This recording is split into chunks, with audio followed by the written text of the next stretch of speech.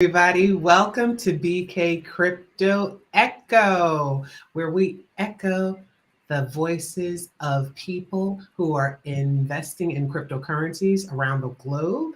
And today we have my lovely host, Rashona Bennett. Oh, I should say, I'm Kimberly, Kimberly Maltsby. And then we have Rashona Bennett, and we have our glorious special guest, Sue, who's coming to us from Ghana. Okay, so we're ready for a really exciting conversation today. And if you haven't already done so, please ask a friend to join in and be sure to put some questions in the comment section because we'll try to get to that. You know, we're trying to figure this out. So help us out, please, and give us a moment. Okay. Okay, so the way we always start this off is we ask our guests, what made you decide to invest in Bitcoin or cryptocurrencies? Why did you invest in crypto? What was going on in your life? Okay, so a quick backstory. I was invited to Lithuania to go to something called an entrepreneurship camp. There's somebody called Simon Black who's actually come up with his real name called James Hickman, and he runs a website called sovereignman.com.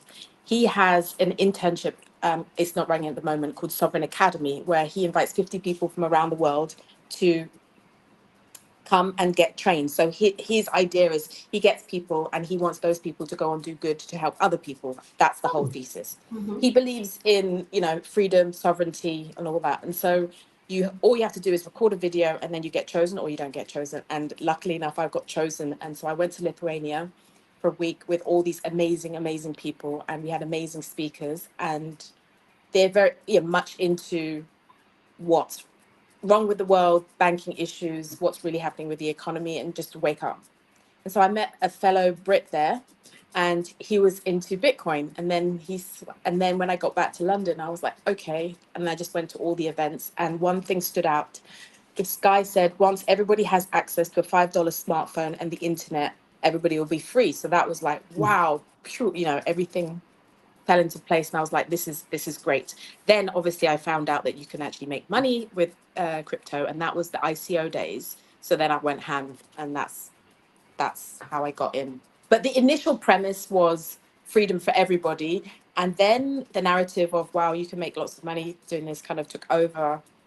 Now I'm wondering where the space is at the moment and how everybody can be free using crypto, because we have a lot of Okay, so let's just back up. issues. This gentleman, Simon Black, I think you mentioned his name. Yes. Okay, had this program where it was just some sort of a like do good sort of a conference for Yes. people of like minds. Okay, and so when you went there, it wasn't necessarily crypto focused. It No. was just that. Okay, it was about anything, and About it was entrepreneurship and business. okay. So, how can you be free? How can you make sure that you're weathered against any storm? Mhm, You know, mhm. So what do we then, think of taxes? What do we think about self-sustaining business? What do we think about worldwide business? What do we think about emerging economies? okay, so it was the concept was kind of like bringing together potentially some thought leaders and some people who Um, had some. I think this is his because he financed the whole thing. So Oh, this is his philanthropic way of giving back to the world and having people who he feels, I don't know, just from the video, you just had to record a video. mhm, He didn't tell you how long, and he just sensed like this person has maybe what it takes to help another more people, mhm, which is a great way mhm. of looking at it, isn't it? It's Yeah, like teach a man to fish yeah, yeah, situation. Yeah. So he yeah. brought a loads of his like expert buddies in like business and finance, and then we all had this great, we all ate together, and we had all these great seminars and exercise workouts, and a lot of those people are still friends of mine today, worldwide. So you have this silent network of Networks, yeah. really smart Mhm, people. mhm. I was truly honored. Yeah. Wonderful. So, just wondering, were there any other people of color there? Just wondering. I'm just wondering. Yes. Yes, Yeah. there was a Okay. lovely Wonderful. guy from Nigeria, and there Mhm. was another guy called Conran. He was from the States. Yeah. So Okay, that's awesome. out of the 50, I was the only black girl, but Mhm, there was two other black guys. mhm, Yes. And then there was mhm. another black real estate guy, but he was supposed to be one of our teachers, but he couldn't make it. I can't remember Okay. his name. But yeah, Okay. Okay. it's inclusive. Yeah. I love that. I love that. So, so then while you were there, one person happened to mention Bitcoin. Is that what you're saying? Yeah. Yeah. Oh, okay. So what did he say about it that like intrigued you? I mean, yes, he mentioned the $5, but what did he He mention? didn't. He didn't really say much, but I just took it upon myself to go into networking when I got back to London. That's all that happened. And then But I met. that's Uh, something. uh, uh, yeah, and so I'm then, just saying, but something had to intrigue you. What was it? well, it's just all. I like anything emerging. I like watching the Mhm. trends of That's why emerging. we all So like, connect. Yeah, that's you what. know, Mhm. I know that TikTok's emerged. I know like I like the next. I mean, to be fair, like crypto's amazing where we are, but now Mhm. like so my things like what's the next big thing? For me, it would be like health and frequencies and things like what's the next thing that you know. Once marketing gets into any kind of industry, it messes it up. Girl, Do you see what I mean? So what? mhm. So what's the next like thing that people are genuinely like super passionate about? And that was the space about crypto at that time. You Oh, know, okay. everybody was really green, everybody was learning. It was a really niche industry, and it was good because we were in our own bubble. We didn't have all Mhm. these other interferences. Mhm. Now Mhm. everybody's heard about it. They know some, you know, it's just a bit more tainted, shall I say? Well, Marketing's got it. even with people hearing about it, a lot of people still haven't taken action. A lot of people still just like, oh, they're afraid. They think it's a scam. It's like, so I don't think that enough people have had that aha moment as it relates to, Mm. Bitcoin and cryptocurrencies. But, Rashona, what are your thoughts on this one? I think for me, what I'm hearing, because for me, I'm a spiritualist, and so for me, why I feel like we connect is because spiritually, I basically am in real estate. At the time in 2017, and I was watching Million Dollar Listing, and they were talking about buying a house for $18 million with Bitcoin.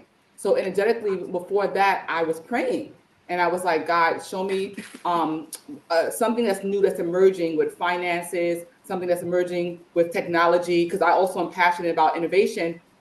Show me, like, I need to move to the next level, not only for myself but for others. And the minute I walked outside the house, I met up with a friend, James, who was like, I need you to get on this call with a bunch of IT guys who were talking about Bitcoin, Ethereum, Litecoin. So your story to me, when I heard frequency, that's what kind of hit me, because spiritually, even though you're innovative, spiritually, something hit and said, this is something new and I got to figure it out. So even though you were like Bitcoin, something internally, spiritually registered with you was like, I got to figure what this new thing is. And I Mhm. feel like that's what also led you to, so Sue, speaking with you, you are a spiritual being first. And that is also your GPS navigating system to something new and innovative, which is always going to lead you, I feel. So Mhm. kudos and congratulations to that, because as Kim said, many people are not tapped in to understand that. See, I feel like you can Mhm. see something emerging in other people's eyes, and I say the third eye are not awakened. They're still submerging the system of what they're telling you what to do or what to follow, but not understanding that systems are emerging, and you are able to see that. Mhm. Mhm. Mhm. But why is So that? Is that because of someone's upbringing, or is it because It's a good question. you could be stuck in a situation where you just don't have the capacity to look outside to see what's there?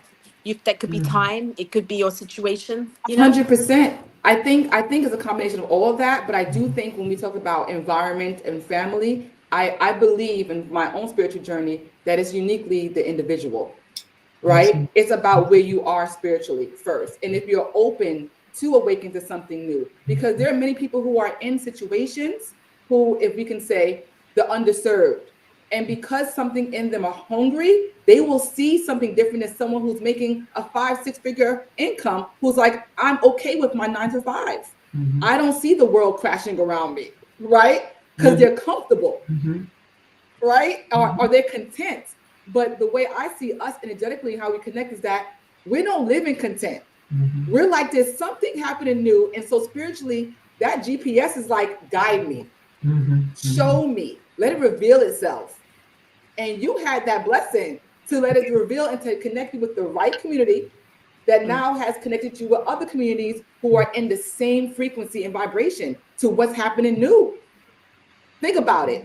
How many traditional people you know who are tax people, who are traditional in the financial area, who are like, Bitcoin, never, because they're fed with their educational system of traditional markets, right? Besides the marketing, they're still like traditional market is the only thing. And you're telling them, someone who doesn't have a degree in traditional markets right? Finance, like something's emerging. I think you should take a look at this. And they can't even see that there's something happening. That's a gift. Mhm. That's true.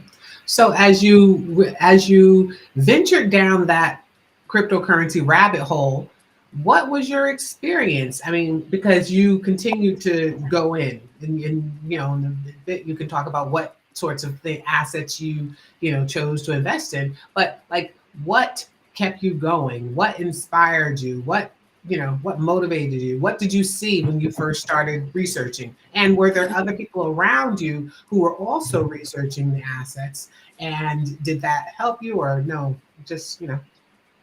So that very first meetup that I went to in London, I just happened to talk to a guy and I was like, I'm really interested. What can I do? Can I just like shadow you? Can I come? So he was like, okay, come tomorrow, come to WeWork. And then I just found my crew. There was like 3 guys and I just went into WeWork every day and they were like talking about mining.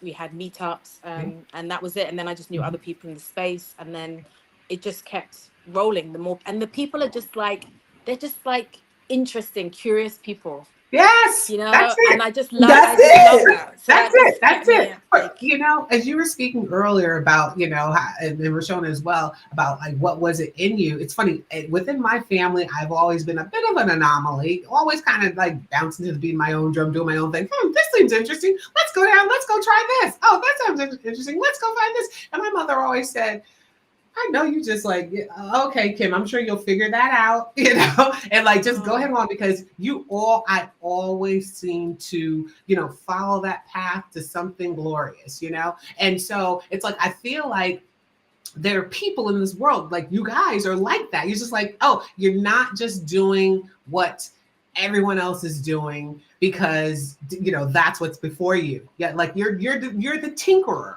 You know what I mean? You see that, let me go over here and see what's going on over here. And I think those are most likely the types of people who were those early adopters. I mean, people still consider us early adopters. We got in at 2017, 2018. What year was it for you? 2017. Yeah. Yeah, yeah, A July. Yeah. visionary. A yeah. visionary. You have to be a visionary in this space. You have to be delusional, I say, right? To really to be successful when everyone else is basically saying no or opposing your views. Something inside. And when you think about Reggie Middleton, I think you met him before and think of how Yeah. far he's gotten. I'm sure that they've told him, you're delusional, you're crazy. What are you creating? Right? It's something inside of you. It's not only just your environment. Something inside of you is pushing that is something bigger than you.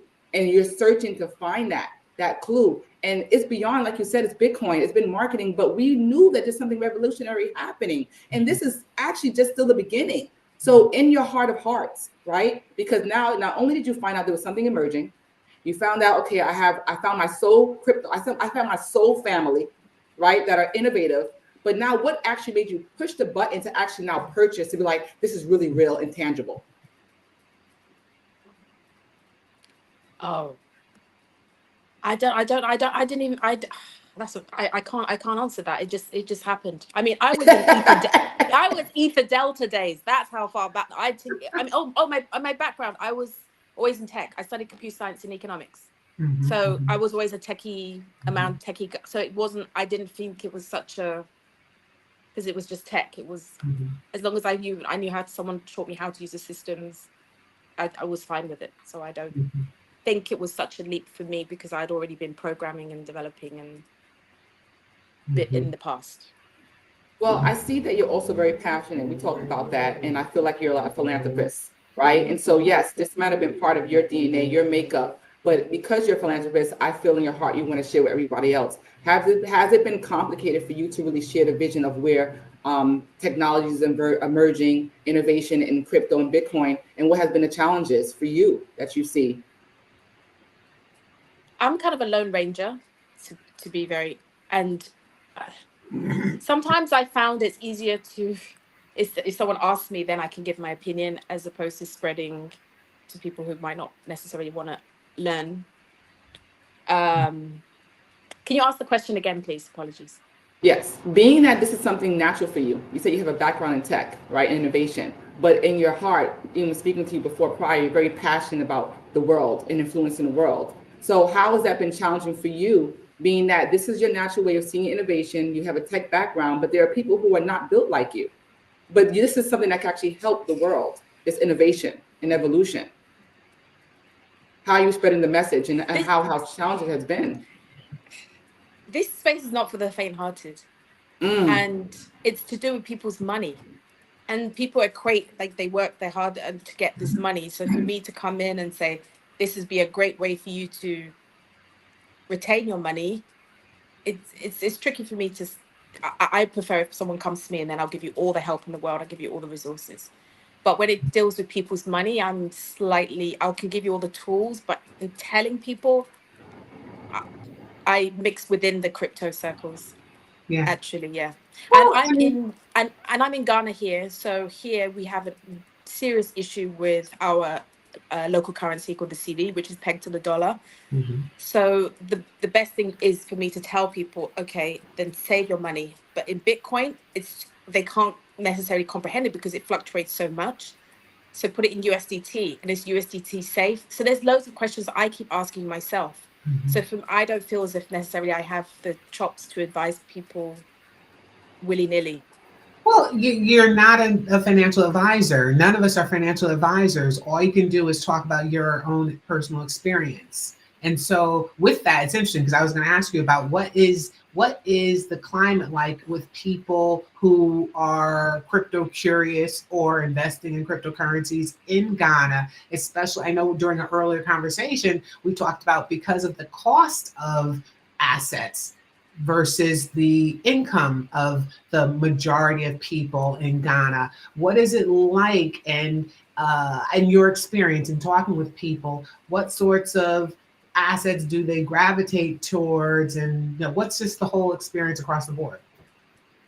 Okay, so I'm in. There's a big group here called Crypto Ghana, and there's a gentleman called Biden. He runs it, and it's an amazing resource. So within WhatsApp, you have like the meme coin section, you have the trading section. You've got one guy called Richmond he's a master of like longs and shorts and leverage, which I'm not very good at and I stay away from.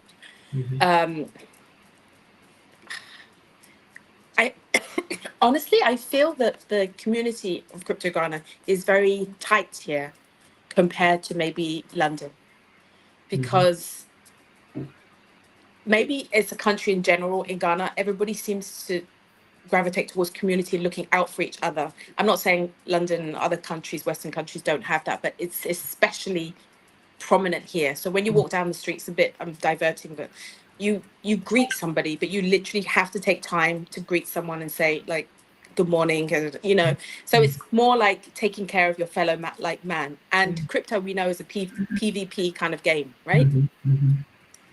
You're taking money out of someone who decided not to sell or who's decided to buy into the project a bit late. But in Ghana, I don't know, there seems to be some sort of like lovely brotherhood that I feel in our tight community. We look out for each other, like, wow, are you sure? There seems to be some lovely camaraderie, I can say that. As for the coins, they're the same ones that everybody invests in. Maybe some people like the 0000 coins, and some people have a lot more money, they like to do the leverage stuff. But if they do it on really small leverage, then it won't, they can make a couple of percent, but it'll make a huge difference to their portfolio. I haven't been in the London crypto scene for long, so I can't compare it to that, what it is right now. But I'd say in Ghana, we'd have a very niche, tight community that kind of looks out for each other.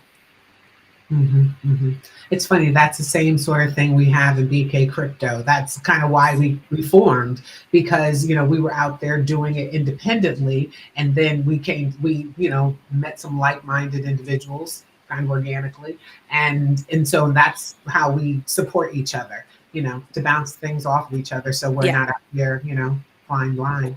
My question is, you're in Ghana, you're a world traveler, London, we're in America.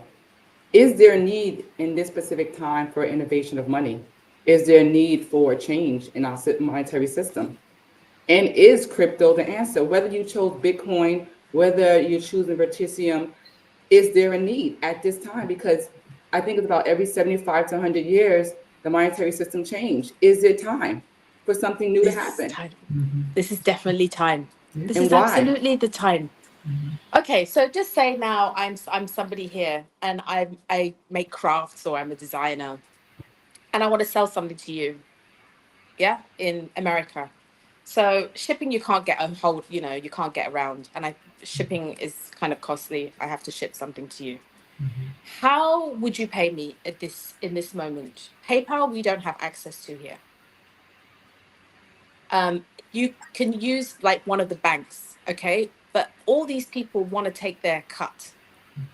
Do you remember a time when everybody was using like Western Union? So I don't know, in the Yes. UK, we were using Yeah. Western Union to send, they were taking cuts. Mhm. Now there's loads and loads and loads of different other, Jeez. you know, tap send and other. I don't even know if Western Union, I don't even know what they do anymore, but there's lots of alternatives. So you don't have to waste £1 out of every £10 on fees, right? Yeah. So but there definitely is a room for a universe, like which was supposed to be Bitcoin, where we could do peer to peer. So I can send to you, and it's easy, and Mhm. there's no the fees are minimal. Bitcoin fees, and as that as a peer to peer currency is, I don't know if it's the currency of choice. We Yeah. might need a big block currency to do that, like BCH or even Litecoin and then comes the question of privacy. So there's so many questions and so much to like ponder in this space. It's like one giant puzzle that would be amazing to figure out. But it would be amazing if, say, people here 1 year ago, or is it, but right, maybe a year and a half ago, 8 CDs to the pound, right? Eight Mhm. CDs, eight. So like now it's like 16.5 roundabout to the pound. So if I'm earning pounds or dollars, oh yeah, it's okay for me, Jack. What if you're Mhm. here earning the currency here? So you go to the shop, you buy oil. It's doubled because your currency is devalued that much. Mhm. Mhm. So what happens there is USDC. I think what's those stable currencies are going to be huge, but they're Right. going to be government sanctioned stable Stable currencies. So coins. what's the people's currency Mhm. that people trust? Bitcoin is trustable because it's got a huge name. It's like McDonald's. We're right. It's like there's so That's many questions that That's true. That's true. I don't think people really know what to trust. As you speak about cross-border payments, people looking at XRP for just banking cross-border payments, and I don't know. There's something in me that honestly feels like XRP may end up being the winner, even though they've been bashed. But they're controllable. So that's just me. That's not. I just feel something in me and a lot of this that we think that we invest in, a lot of it's a hunch, right? It's just some inner feeling for yourself. I There's will a say question in the chat. what's Yeah, Ansel, it? so Ansel asks, what stance does Ghana take with crypto? And do they restrict or allow crypto trading? And is it easy to get from crypto to Ghanaian dollars? CD.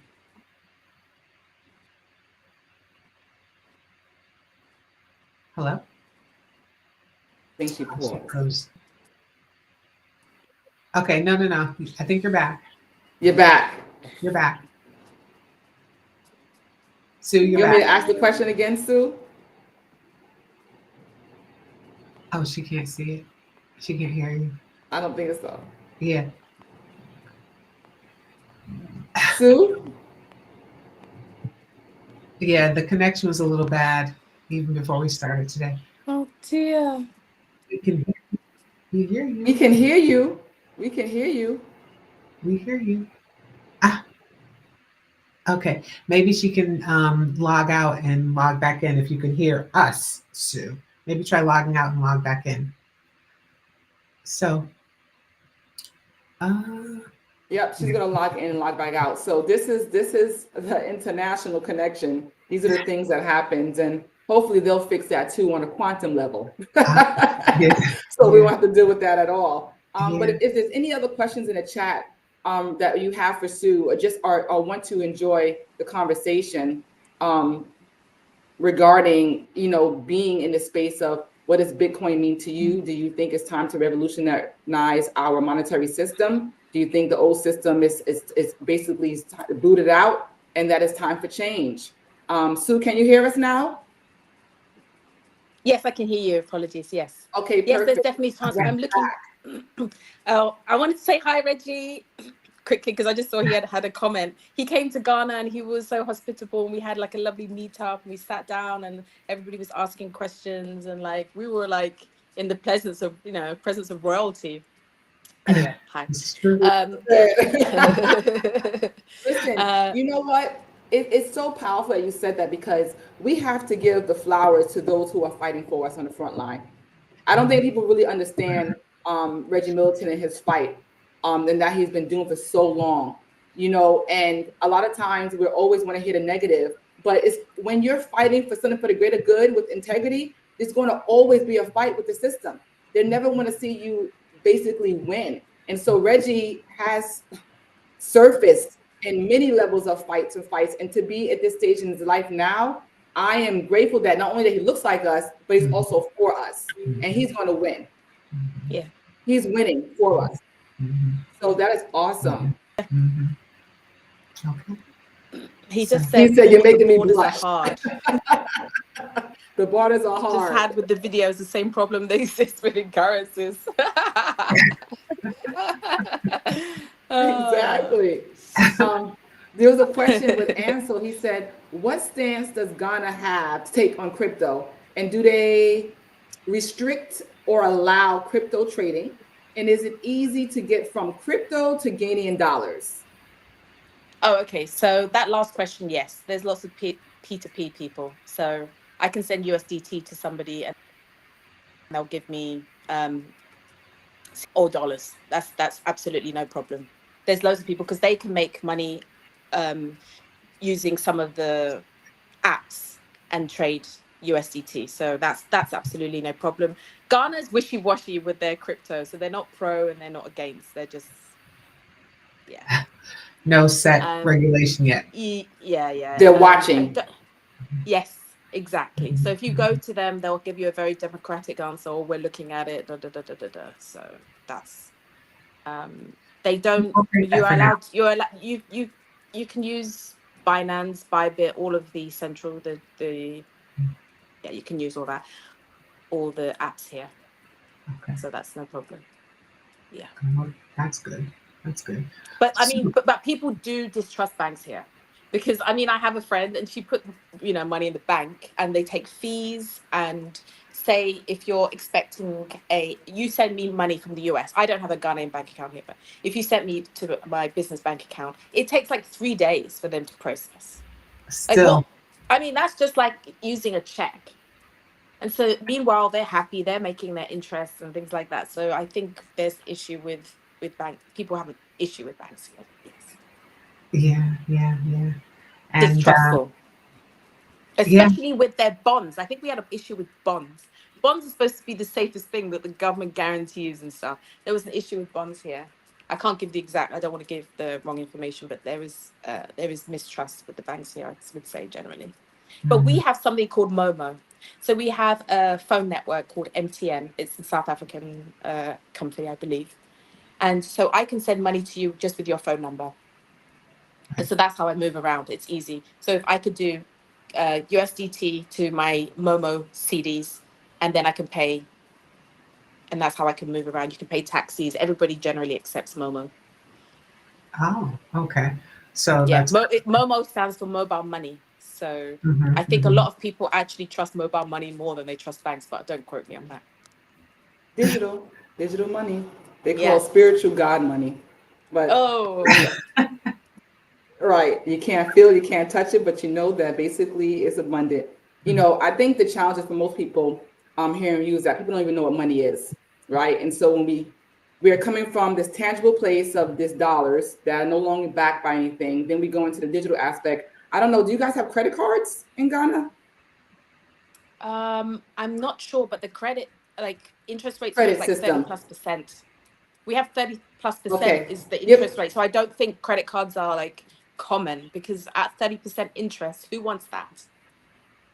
Heck, many of it. No, and our People are credit near card system 30% now, here. right? It's 29% here, right? Yeah. And so we cut out the digital credit card, right? The Diners Club cards, which we first had here, and then we move into the spiritual money, right? You can't feel it, you can't touch it, but when we think about money in a sense, in the value, it's just really for goods and services. So I think if we change the mindset of people as we move into digital money, we'll understand that this is just giving you access to purchase things that you value. I think we get so caught up into the old regime of what money looked like or felt like. But if we go back to the old historic way of doing things, it was bartering systems, right? We bartered things. Money. Right? Exactly. We did. Exactly. And I think that coming from your approach, when you said most people are not understanding it, I think if we start making things simplistic in layman terms of that, this is just an evolution of money and exchange of goods and services. It's not taken away. You can still earn or create the value of which you want, but this is the new form now. And I think some people, it goes over their heads, but if you break it down of the evolution of money historically, some people start to get comfortable with understanding this digital space. How about the generational differences? That's a beautiful thing. That's a good question. So here in America, we're seeing a huge increase of baby boomers that are actually coming into the space. So baby boomers are about $14.6 trillion this year in wealth value. And we're seeing even in our group, and even some of the elders that are reaching out to us, and I'm talking about from 69 to like 75 years old, who are interested in getting to the space. Now, some are really tech savvy because some of them have backgrounds in IT and tech, and some actually don't, but they just need hands-on hands experiences. And we're doing that in BK Crypto because guess what? They have the most liquidity right now, to be honest. Has the narrative of the banks and their own experiences with them fueled that thought process of using crypto? I don't know what has fueled their interest in it. I believe it probably has more to do with the idea that that they're like Social Security may not be around for very long, and many people are looking at what they have saved for retirement and seeing that and don't feel that what they have saved is going to be enough. So then they hear about something like cryptocurrencies and the advances that and the money that people have made from it, and so they're interested in getting even a small position. Yeah, I think that's what I hear from people. Just a little. True. Okay. I can definitely piggyback on that. In the daytime, I'm a financial counselor, and so I deal with a lot of clients that deal with budgeting, managing debt, retirement, and a lot of my clients are elders looking for retirement. And what a scenario that happened recently is I had a gentleman who was about to retire, and he has in his bank $500,000. Okay. He was excited because he said he's ready for retirement, and he knows that basically he was able to win a lawsuit. So that's how he was able to basically receive that full amount of money. I had to question him, what would be the cost of his retirement, knowing that we're dealing with inflation? He was so wrapped up in being frugal and being on a high that he saved so much. And I had to bring to him realistically, you don't have enough to retire. Mm-hmm. He said, he mentioned to me that one of the private bankers of Chase asked him if he's open to investing. And he said, no, why would I do that? And I said, because if you don't put your money into some type of vehicle to hedge against inflation, you're not going to be able to live within the next 5 to 10 years of your retirement. The cost of living is going to change. Something hit him and he woke up and said, oh my God, I didn't think about that. I said, you being frugal is also a disadvantage of you when you're living, because yes, you might have saved $500,000, but the cost of living realistically in New York City and to travel, you're not going to be able to retire. So I said, at least allocate at least maybe 20% of that into some type of investment instrument. I didn't say crypto because I can't say that, but the fact that I awakened him to understand his cost of living would change, it changed drastically. And many people don't understand that, who are retiring now. They can't afford the cost of living. Living versus existing. Who wants to exist in this world? You want to live and thrive.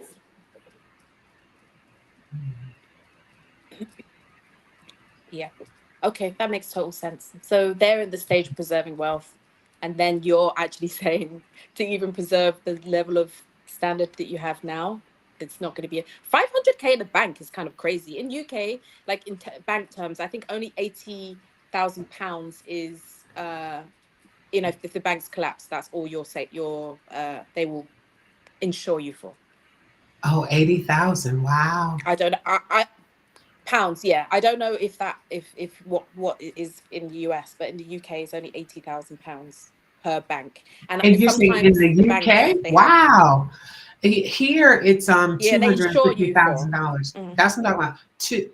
Ah, Here, wow. FDIC insurance is $250,000. Yeah. Okay. There's a couple of questions in the chat. I don't know if you want to chime into that. Jay Diggs. Yes. Well, for developing countries, you could just have a look at Nigeria and see what's happening there, because they have a need. Ghana, we're okay, like you said, we have mobile money, we have ways that we can go around things, but Nigeria has big issues. Restricting banks, they're really trying to clamp down on crypto. So they closed down Binance. They arrested 2 of their officials working in Nigeria for Binance. But they have a problem because I think they were trying to implement the CDBC in Nigeria and the people weren't having it. But they tried to make you use that instead of your, you know, the currency they already had. Oh, this is a terrible explanation. Please Google it. Nigeria needs crypto. And if you can see in the charts, they're one of the biggest adopters of like Bitcoin. Yeah, I've heard that. I didn't know what was going on recently though. Yeah. Another one, looking at El Salvador as now the only country that's fully adopted crypto as legal tender, do you think more countries will follow suit? What's the population of El Salvador? Good question. Let's Google that. I don't know. I did hear something about Argentina considering Bitcoin as well. Many of the countries that have very unstable currencies are, you know, researching that possibility now, because I believe El Salvador is the first country to actually pay off their debt to the IMF. I believe that's what it is. The population is 6.336 million as of 2022. It's tiny. It's tiny.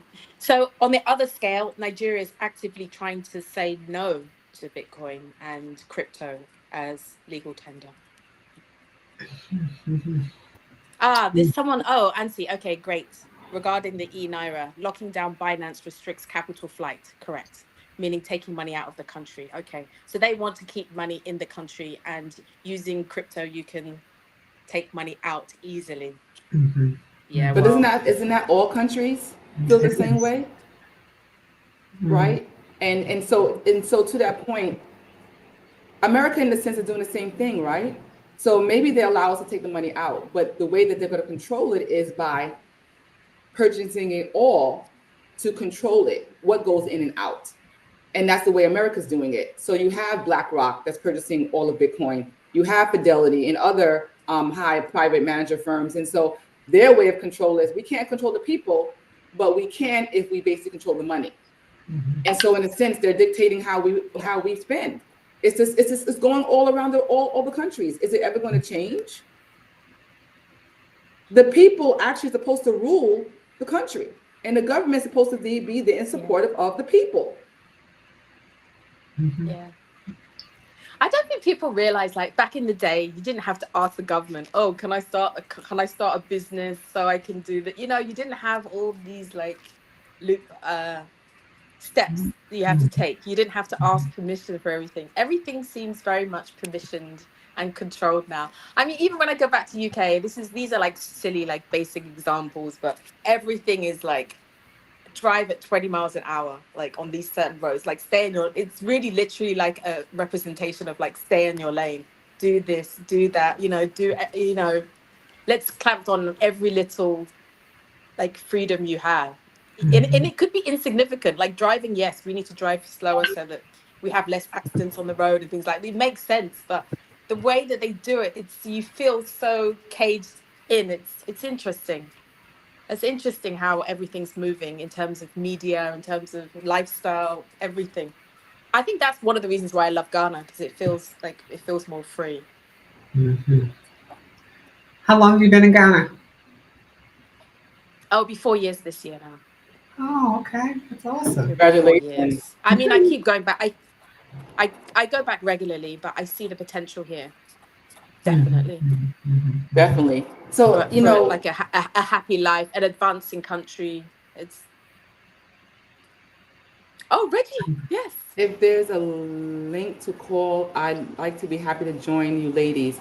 Sure, before we wrap up, you know what? Let's send a link to I Reggie don't. to join in. That would Okay. be a gift. 1 second. Because we're in a Uh, time right now to what? really expose and expand on Where? the change.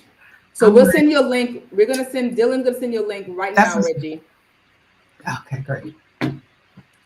Yeah. So, Give but us the two big question seconds. still has the big question is still to be answered. And do we have the systems ready for the question that you asked, Rashona? Like, do we need the crypto? Are the systems ready for us to have like easy cross border payments to everyone and free low tax fees that everybody trusts? There's I feel there's a lot of work to be done. And I don't necessarily believe crypto is the only way. We have land, we have other things in the real world. We can't be like stuck to our computers all the time, you know? Mhm. There's food, there's like healing, like we talked about, like frequencies, not to go off topic of crypto. Oh, Reggie's entered the chat. Okay, he's entering the chat.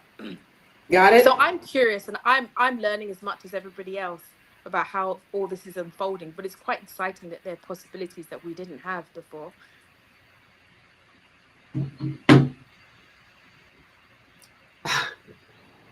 So we will be welcoming Reggie in a second to just indulge further in this conversation, because it's a global conversation. There has to be, not only do we have the conversation, but there also have to be solutions.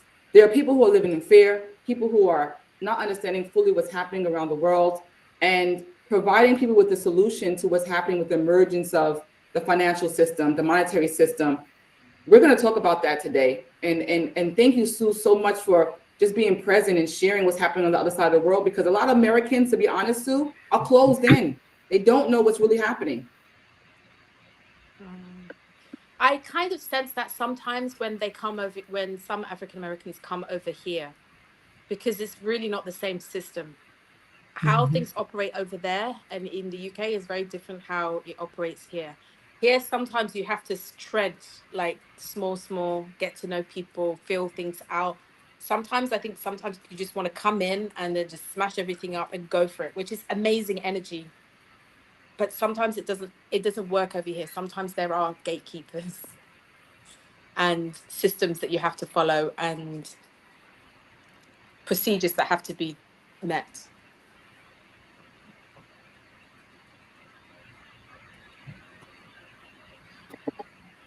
Okay. Yeah. Okay. We'll see if he'll join us So, shortly. but it'd be wonderful if we're accepting there's a whole drive to get diasporans to come over to Ghana and other countries here to build it up. Bring your wealth and spend it here and buy your own land and grow your own food and build your own houses and Mhm. I think that's live. honestly happening globally, right? To your point, Mhm. Mm, people are awakening to, what is living fruitful?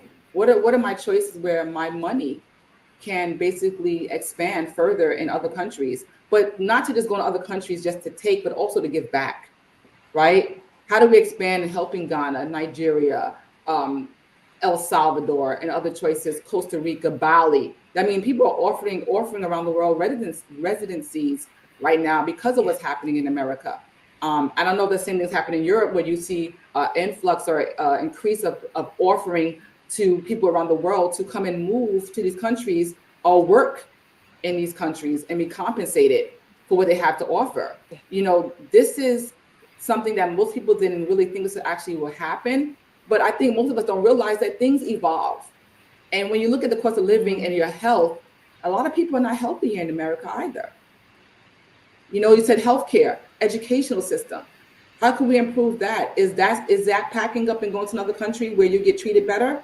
And yes, there are going to be rules and regulations. Yes, but it might be better for what you require. And maybe that change in the economic system and the monetary system is a plus for us. What's up, Reggie? What's up, fam? How are you, lady? We're We're good. amazing. Welcome, welcome. Nice to see you Well, thank you. again. Okay. Figure out how to So, make this full screen. Just bear with me. okay. That's good enough, right? Yeah, we're Yes. good. You're good. Okay. So, you wanted to join into the conversation. What were your thoughts? I had something to say, but old age got the best of me, having a senior moment. Oh, you were discussing Ghana and Yeah. the CD and Nigeria and Naira. So, what's the biggest problem with the CD and the Naira, in your opinion? You had to put it in a nutshell. Sue, It's can you hear oh, that? it's tied to the dollar. They're handcuffed and tied to the dollar. Okay. So, if you would have been released from the dollar, would that solve, in your opinion, Ghana's issues? No, actually There's no. no wrong answer. I'm just asking your opinions. It's not a test. Uh, um, no, we have a lot of problems here. We have a problem with collecting taxes, which I don't necessarily always agree with anyway. But trade, maybe we have an issue with. Yeah. We have an issue with trading. So I'm gonna go out on a limb. I say things that I should know better than to say, but Say it. Say it. the problem with Ghana is the same problem Nigeria has, and it is that they still have uh, a colonial mentality. They are allowing colonizers to control their economy and the natural resources. The reason why Ghana needs capital, or thinks it needs capital controls, and capital controls are the devices that are used to keep money in Ghana, okay, is because they're not perceived as having a strong economy. If Ghana was perceived as having a strong economy, their biggest problem would be keeping money out of Ghana, because everybody, the rest of the world, would be flooding into Ghana. When China had its heyday, China had a lot of FDI, which is short for foreign direct investment. That's what every country wants. It's like, you go to the party and all the best looking, most eligible, most ethical guys want to be with you. That's not a problem. That's a benefit. Okay. But if nobody wants to be with you and everybody leaves, you could go and try and lock the doors and keep all the guys in. You may succeed in keeping one or two guys in until they break out, but that is a very short-term solution, and it's not going to work. It probably won't work at all. If it does work, it'll just work till guys figure out how to get out. So that's what Ghana is trying to do, and Nigeria, and every country that doesn't have a strong economy. They're trying to go and lock doors and board the windows up and hope the good-looking guys don't get out. That's not the way to do it. The reason why the U.S. doesn't have capital controls is because the U.S. is perceived to have one of the strongest economies. So all the money from the rest of the world goes into the U.S. Here's you familiar with offshore financial centers like Grand Cayman and Bermuda, etc. And Africa would be Mauritius. What is the largest offshore financial center in the world in terms of money? Take a guess. No takers? Just guess.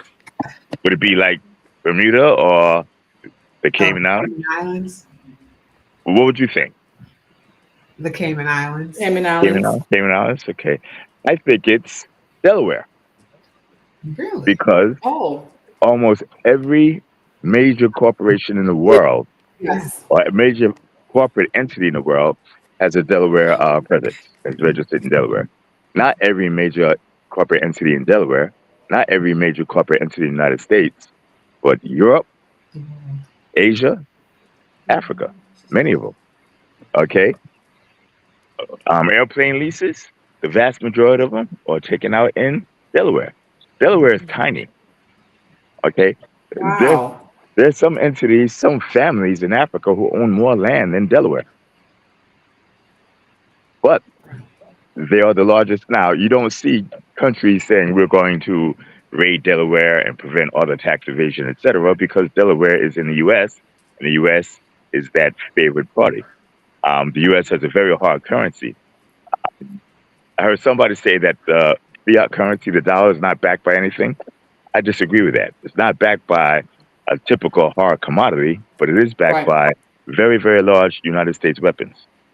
And if you Correct. want to see what a dollar is backed by, be a country and challenge the dollar, and you'll see forthwith exactly what it's backed by as they scorch you off the earth.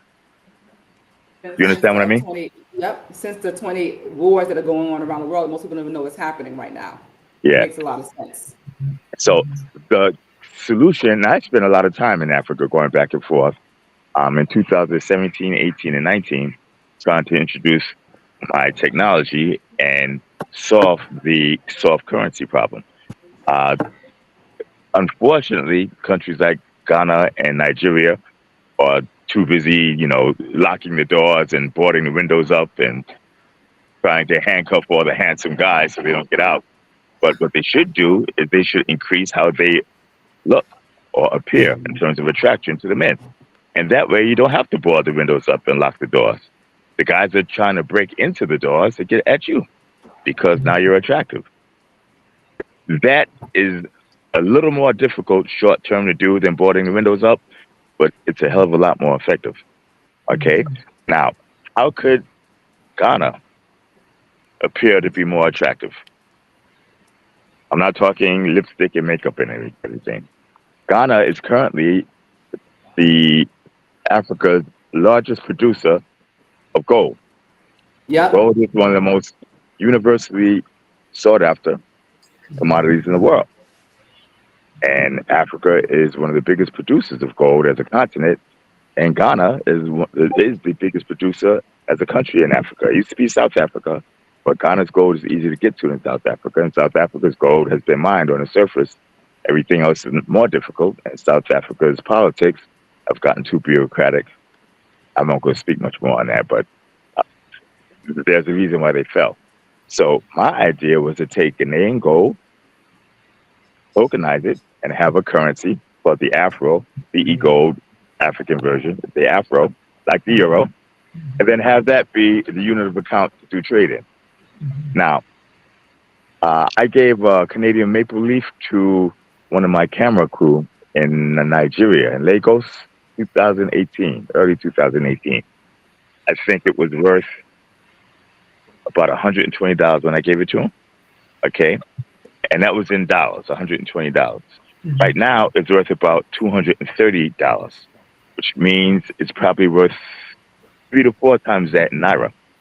So here's somebody who made more money holding gold than he did working his labor 40, 50, 60 hours a week. Imagine if you go and you're Nigerian or Ghanaian and you take out a loan from the IMF or the World Bank in dollars at an interest rate that's not going to be that cheap. Let's say it's 10%, just for easy math. Okay. If the CD is depreciating 18% a year against the dollar, and you have a 10% interest rate that you have to pay, you're in the hole 28% a year. Okay. What are the chances of you being able to pay that back? Now, in that same period, since 2017, gold went from roughly $1,200 an ounce to about $2,300 an ounce.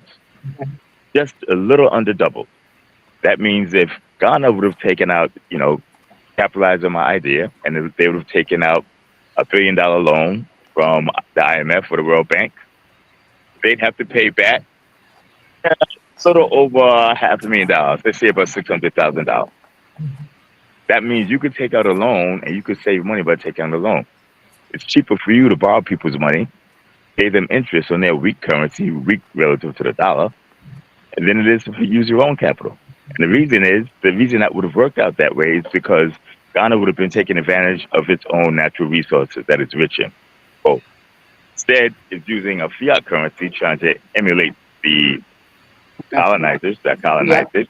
but they don't have the economic infrastructure or respect for the infrastructure to be able to take advantage of it. Mm-hmm. Anybody from the U.S. who takes loans out in Ghana would have the same advantage that Ghanaians would have if they took loans out in dollars but paid back in gold.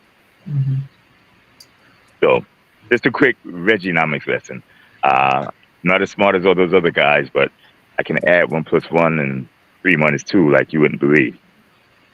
No, that was brilliant. And let me tell you why that was brilliant. Because there's a discussion going on now with many of those about cryptocurrency, owning it, and also gold. And a lot of people who are in their 40s or older don't see a value in gold anymore. I actually had the opportunity to see Riza Islam yesterday, and he was talking about solutions of what's happening with the war, biochemical weapons, and also having asset base. And he said, guys, you guys need to purchase gold coins. Many people still don't see the value in that. I think I'm a person that likes to diversify, whether it's silver, gold, crypto, because you have to build against inflation. But what you said was powerful. We don't understand OPM, other people's money. We don't understand how to leverage our resources. And this is what we're trying to educate people on. It's huge. I doubt very seriously if much of Ghana's gold ends up being refined and circulated within Ghana. It's stripped by those from other continents and other countries. Like Ghanaian gold could be found in Dubai, in India, and China, and the US, in London, almost everywhere except for Ghana. So that's one example using gold. Ghana is rich in oil. Nigeria is even richer in oil. Okay, you could have oil-based token. Gold and oil, particularly gold, should be priced in Ghana. Should be priced right in Accra. Why? Because that's where it comes from.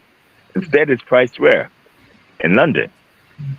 How much gold can you find in the UK when you dig into the ground?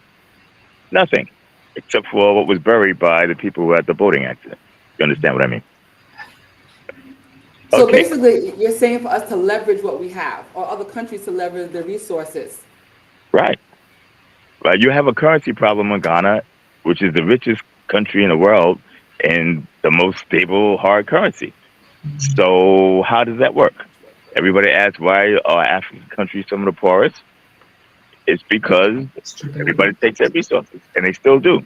If you allow someone to take your resources, you're still colonized, period. They might not be using the guns, but they don't have to because they still get what they want.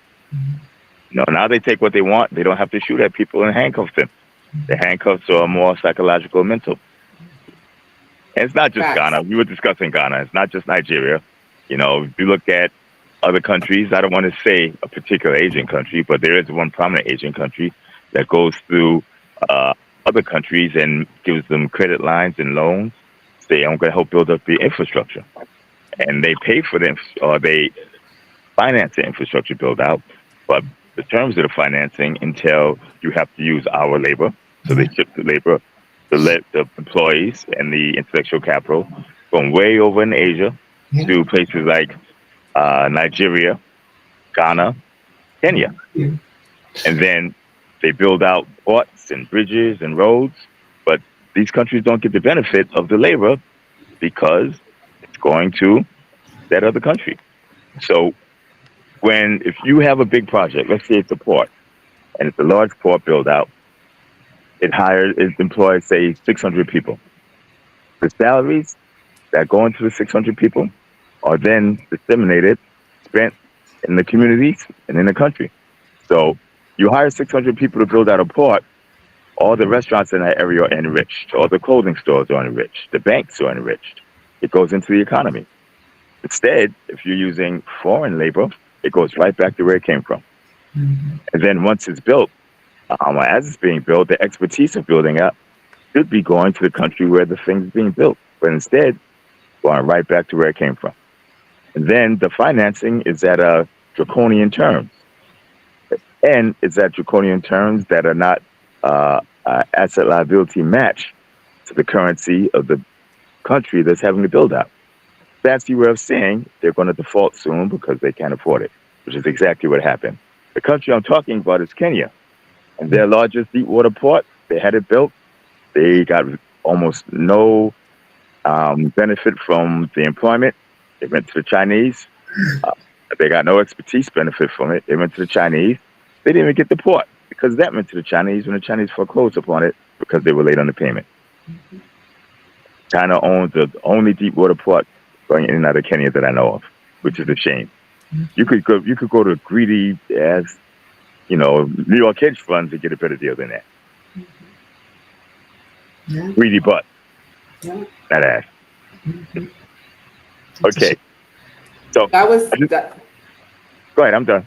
Well, that was a beautiful mouthful. And I want to say, because, we're in different regions, different countries. We're in America fighting our own fight. We're in Ghana. We're in London. And for the people, because you're the people's people, what are some of the solutions, right? Because some people have a lot of liquidity, some people don't. But what are some of the things that you can basically offer for those who are dealing with inflation, retirement, putting their dollars to work for them? What are some of the suggestions? Not financial advice, but just a thought process, some suggestions living in the time that they're living in now. Yeah. Well, number one, you got to own what's yours. If you have something, you have to take ownership of it and claim it, and you don't give it to other people. Period. Okay. Inflation has been a constant ever since you had currency. Large developed nations usually inflate their currency at a faster rate than they build their economies. And they can do that if they have certain advantages. Like the U.S., it's the global reserve currency. Everybody has to buy U.S. dollars to do business internationally. That's an implicit put option under the currency. A put option is a contract that means whenever prices go down but so much, you can force people to pay a certain higher price. And that's what the U.S. dollar is. Now, a lot of other countries and people think, well, we can do it too. Yeah, if you had 452 nuclear bombs, the largest military, largest, Air Force, et cetera, and you control geopolitics, you could do that, as well as the largest economy. But if you don't have any of that, you can't do it. Number two, understanding that inflation is a constant. Every time you take your capital and put it anywhere or do anything with it, you've invested it. So if you put your money in a bank, you've invested it. Once you put it in a bank, realize, at least in the U.S., the U.S. banking system, it's no longer your money. You gave the bank an unsecured loan for X amount. Certain checking accounts, you're giving them an unsecured loan and you're getting nothing for it, 0 interest rate. Yes. So it's just a very, very bad investment, but you invested it. Put it in a savings account, you'll get between 1, 2, or 3%. Still a horrible deal, but you invested it. It's not your money, right? You have an IOU for what you gave them as money. You want to buy a car, you want to buy a pair of Jordans, you want to buy a flat screen TV, an iPhone, you invested it. What did you get for your money? Jordans, a flat screen TV, and iPhone. If you buy Bitcoin, you buy the S&P 500, you buy 15-unit income-producing property for 1/5 of what it's worth. Those are all investments. Some are better than others, but you're always investing. So the example that you gave where the guy said, oh, I didn't want to invest, I wanted to save, his savings is an investment. It's an investment that works behind him. I'm going to make one more point, then I'm going to close off. So if you take that guy, for instance, you're going to call him that guy. The expenses that he has to overcome to break even would be inflation, which is roughly, I'd say, about 8, 9, 10%, honestly, at least in the Northeast of New York, right? You have inflation, you have a full set of taxation, local, state, and federal. Okay, you have opportunity costs, right? That is what he would have made if you did something worthwhile with this money. You have to add all that together, okay? And when he does make the investment, you have to have the actual risk. Okay, so how well you do an investment is a matter of economic profit. Economic profit is not accounting profit. Economic profit is your return, say 10%, minus the risk you took to get the return. Now, a lot of people would take 11% of risk to get 10% of return, and they're taking an economic loss. But economic loss and profit is statistical. So it's like rolling the dice or sticking your hand, in a blender. It's possible you could get your hand in and out before the blades hit you. Unlikely, but it's possible. A lot of guys say, well, the blade didn't hit me. It's good. It's safe. No, it's not safe. You lucked out. You stick your hand in 15 times, you're going to get hit once. You probably get hit 15 times, but it's possible not to get hit at all. So when you understand how that risk works, you always want to pay less for the opportunity in risk than you get out in profit. You do that, you have economic profit every time you go in. You may take a loss every now and then, but over time you profit. So if you add all those expenses of inflation, taxes, uh, risk, risk, economic costs, you add all of that up, you have to overcome that or at least meet all that just to break even. So using that example in New York for something like real estate, to break even, you'd have to push 23 something percent to break even. But it doesn't seem like that to most people because they look at their bank account and they see the number get bigger. But that number's getting bigger because you're not taking out all the costs that entail. Right. Now, perfect example is keep your money in the bank, like the guy that I gave the guy from Lagos that I gave the Canadian Maple Leaf to. It was a 1/10 ounce. If he would have put that in his Nigerian bank, he would have been at least maybe 65% poorer, and all he did was put it in the bank, including the interest that the bank paid him. So that's the power of understanding risk and return.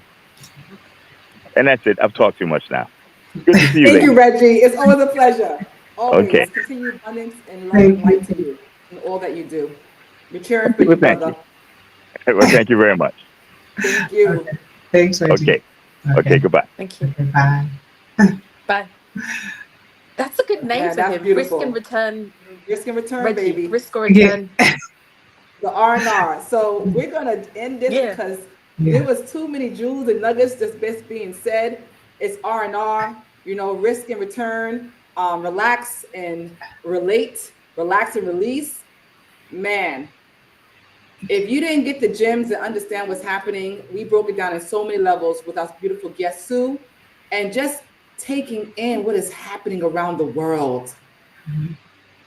We are all neighbors. And the more we can connect with each other and have a conversation and not just assume and guess what's happening, for real that there's a change, there's a transfer of wealth.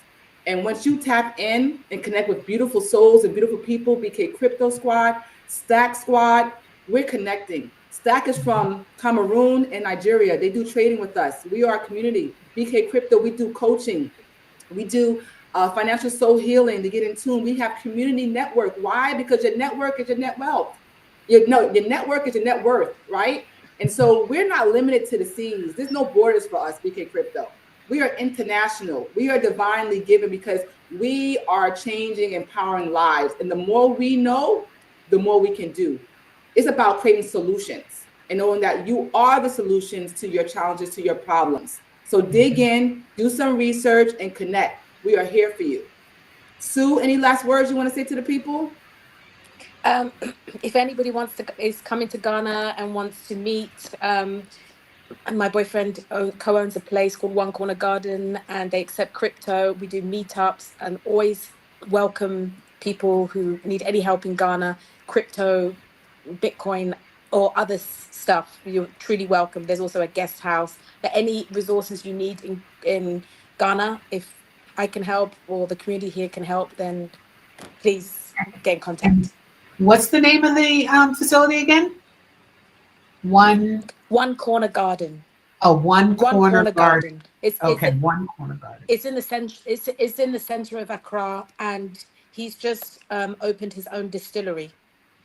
So they're distilling alcohol in it's a beautiful technology machinery. But you'll have him on in your other podcast, and you can hear. Yes, we will. Yes, he's a real Bitcoiner. But yeah, yes, shout out to the Bitcoiners who's come. Stacks in the house. We are so looking forward to that. Okay, so thank you for joining us again today. Thank you, Sue. We look forward to having you on again in the future. And for those of you who aren't following us, please do give us a follow. And we look forward to seeing you next Sunday, every Sunday at 11-ish, somewhere between 11 and 11:30, we go live on Echo. See you then. Yes, thank you. Okay, bye everybody.